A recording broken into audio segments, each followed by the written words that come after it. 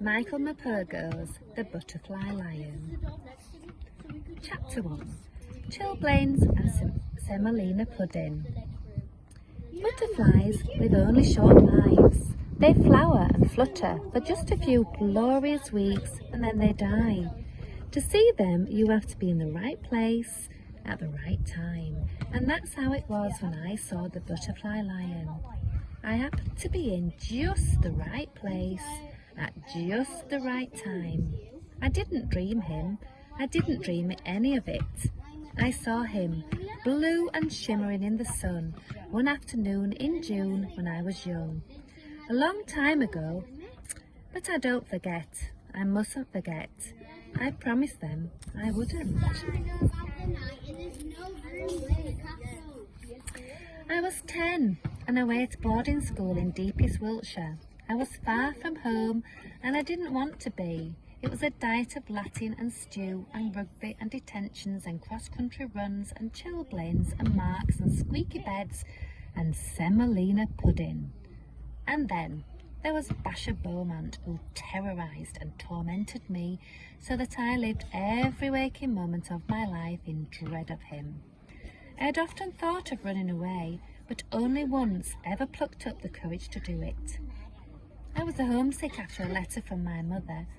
Basher Beaumont had cornered me in the boot room and I'd smeared black shoe polish in my hair.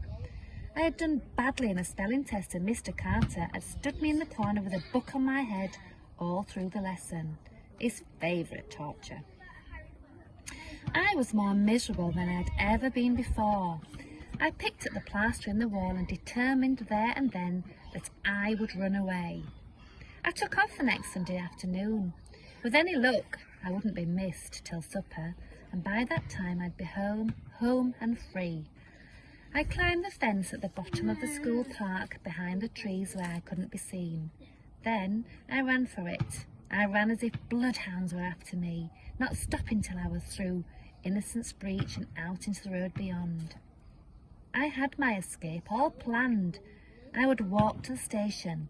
It was only 5 miles or so, and catch the train to London. Then I'd take the underground home. I'd just walk in and tell them that I was never ever going back. There wasn't much traffic, but all the same I turned up the collar of my raincoat so that no one could catch a glimpse of my uniform. It was beginning to rain now, those heavy, hard drops that mean there's more of the same on the way. I crossed the road and ran along the wide grass verge under the shelter of the trees. Beyond the grass verge was a high brick wall, much of it covered in ivy.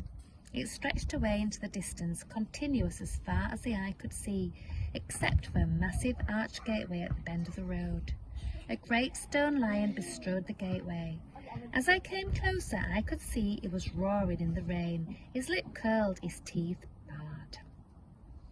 I stopped and stared up at him for a moment. That was when I heard a car slowing down behind me.